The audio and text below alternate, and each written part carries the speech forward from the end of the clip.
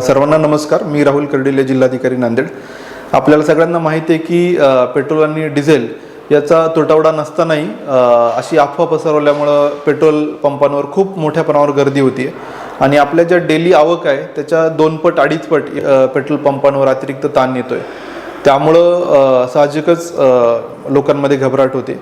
परंतु मी सगळ्यांना सांगू इच्छितो की आपल्याला जी डेली आवश्यकता आहे याचा नियमित पुरवठा आहे, आपल्याकडे कुठलीही टंचाई नाही आहे. परंतु या सगळ्या गर्दीमुळं जे जेन्युइन लोक यांनाही ते पेट्रोल भेटत नाही आहे, डिझेल भेटत नाही आणि त्यामुळे त्यांच्यात विनाकारण त्याचा समज तयार होतोय.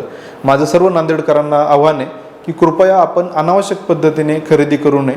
बऱ्याच ठिकाणी आपण मशागतीच्या कामांना तसा अवकाश असतानाही शेतकरी मंडळी मोठ्या प्रमाणात कॅन घेऊन या पद्धतीने पेट्रोल पंपावर येत आहेत.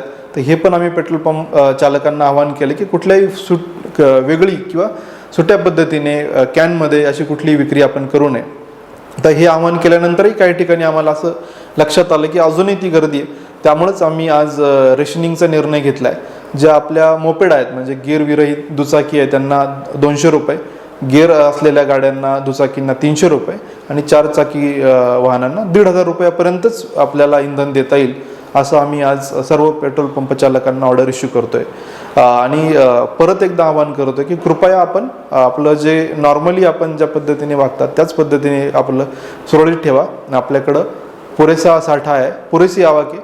फक्त ती प्रचंड अतिरिक्त डिमांड विनाकारण निर्माण झाल्याने अशा प्रकारचं पॅनिक तयार होतंय. ते कृपया आपण टाळावं. धन्यवाद.